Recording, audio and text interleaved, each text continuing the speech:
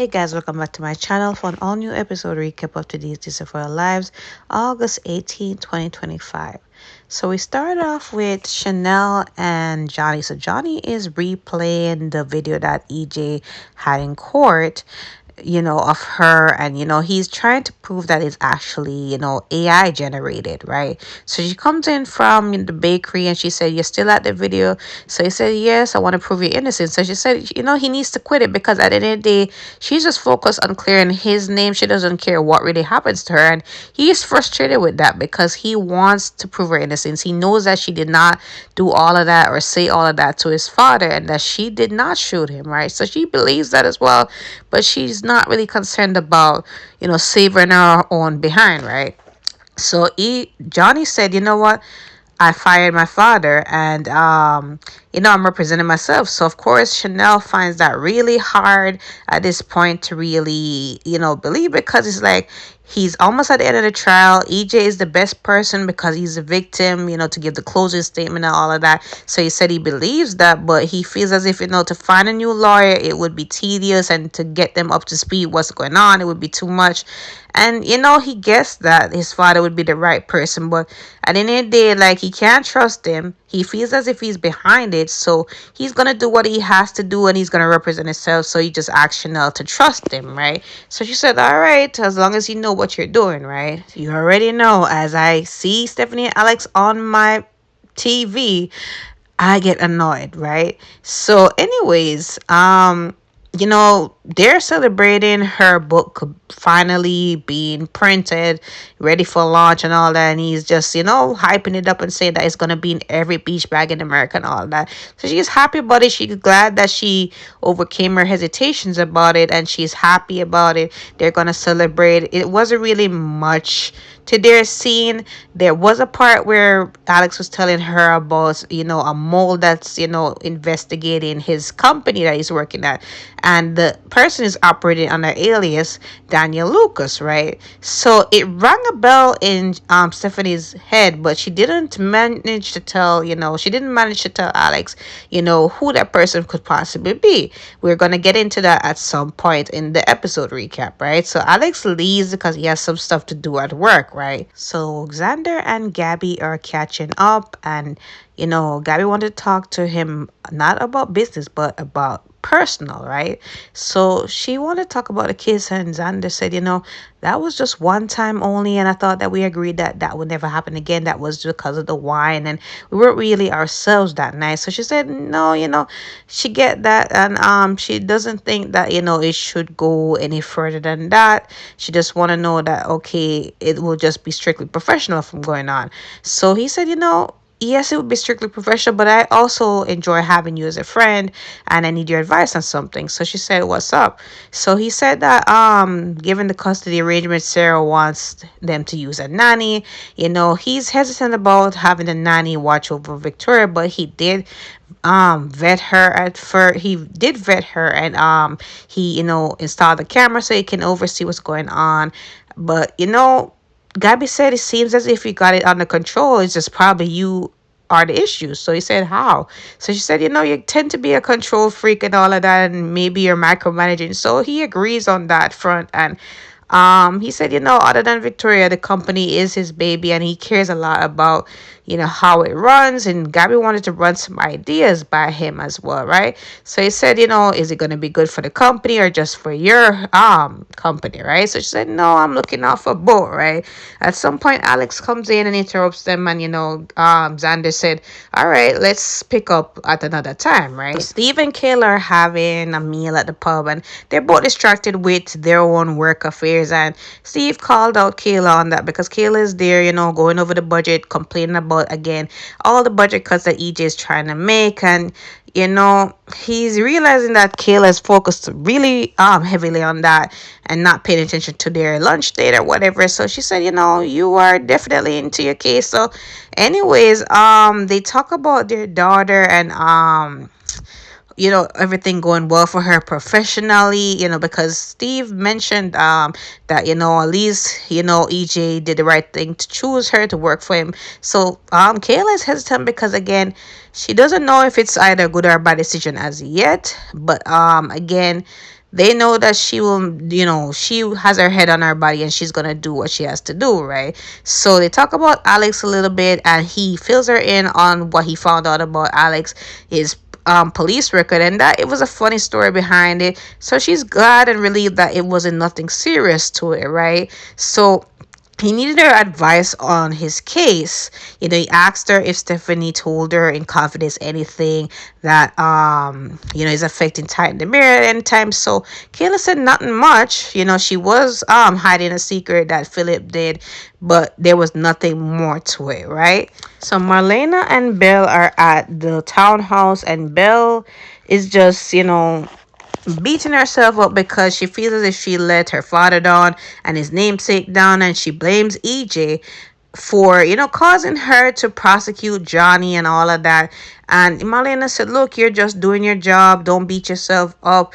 And they talk about EJ and that she's just glad she's over him, or she's getting over him and moving on with her life, because she was warned by her mom and everybody else about who he is, and that he continuously hurt people that he seems to love, right? So she did get a call, I guess, from the attorney general office or wherever, that Johnny has fired EJ and he's representing himself. So she tells Marlena what's going on. And she feels as if EJ is behind the video generation, it being fake, and the fact that he would do that to Johnny's wife. So Marlena is not surprised. It's something that EJ would have done. And Belle is just saying how she lost respect for him, and she can't be somebody that doesn't respect her as well. And she's just glad that she can use this to just move on. And Marlena is just telling her that she's proud of her and all that, right? So Stephanie calls her father over, and I cringe every time she calls him Papa. I like, aren't we grown enough to stop to call him our dad's Papa? But anyway, she calls him over, and she wanted to talk to him about a private matter, Daniel Lucas. So remember, we didn't know who was really behind Daniel Lucas. So it turns out that Steve used that alias back in the day when he was with Dr. Marcus Hunter. And, she told him that, mom told her about the story. So he was surprised that she even knew about it. But anyway, she said, why are you investigating Alex's company? I'm afraid, of what might happen, if it's going to hurt him or his family, I need to tell him. So Steve said, look, you can't afford to tell him. Keep it a secret, because again, I'm doing this because of my client, and I can't reveal certain things about the case or the client that I'm working with. They have to be confidential, but I'm sure it should not, hurt you or Alex, for that matter. So anyways, he did blurt out something about Alex's police record, which Stephanie didn't know about. So he said that he thought that he told her. So she said no. So anyways, she's offended that he's investigating his past, but he said, look, I have to look out for you. Like, if you're spending time with him, I need to know that he's the right one for you. You know how it goes. But anyways, he tells her that, look, it's a funny story, and I'm sure Alex will have a problem to tell you, right? So anyways, he asked her if, she can confide in him anything that happened with Titan the marriage. She said, no, I promised Alex that I won't. So he understands that, but I guess now he has more concern to investigate it further. So EJ again is just, angry about how, he's made a mess of things, a mess of his own life. He gets a call from the courthouse that Johnny has fired him, and he can't be in the courthouse around him.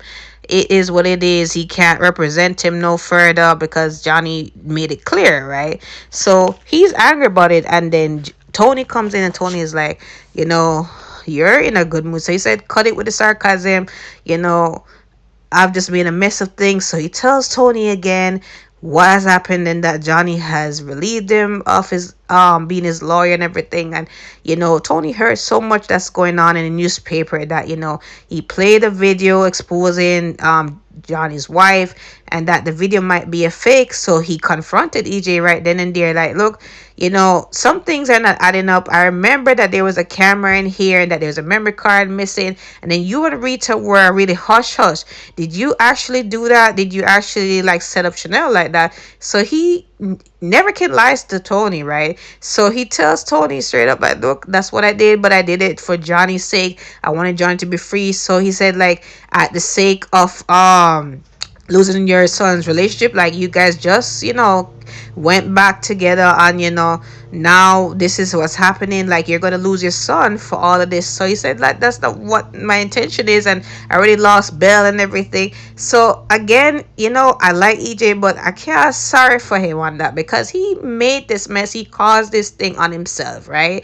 But anyways, Tony said, look, you have to do something that father did not do, and that's to apologize and beg for forgiveness, right? So Marlena stops at the hospital to tell Kayla that, look, I'm putting in a leave of absence. I meant to do this before John passed.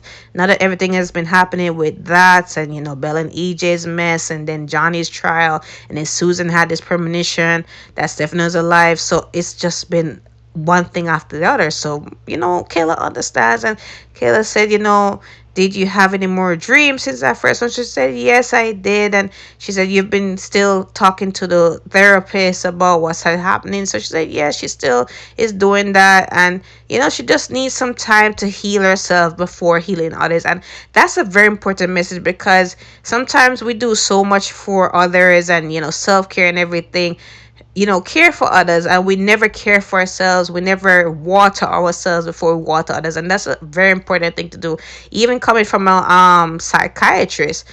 It's very important to do. That's a great self-reflection, right? So back to Alex and Xander, right? So Xander is like, did you have anything for me? Because remember, Xander sent him on a mission to find out who's behind this alias Daniel Lucas. So he said he went to a private investigator, and even a private investigator couldn't tell him who this Daniel Lucas was. So Xander is like saying, basically, you failed. So he said, look, this is not my expertise. I tried. So he said, look, we have to have some kind of reinforcement to solve this, because again, there's few people that know the secret behind this, and Philip's fraud and everything, and we can't afford for this to come on. And even if it comes up, we have to know how to deal with it. So he's asking Alex, like, look, maybe we need to bring in Stephanie has a lot of experience in this thing.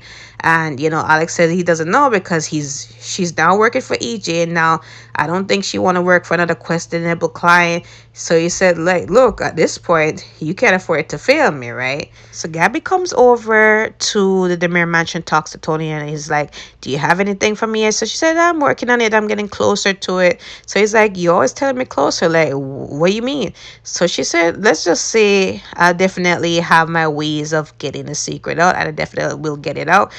She alludes to the fact that she, kissed Xander. She's getting closer to him. So that's how it's going to work. So anyways, she looks over the contract that Tony's giving her, and she said that we can make some adjustments. Like, I want Ari to be taken care of. I want, I guess some usage of the jet, and a $500,000 insurance, all that. So he said, we can work on those provisions.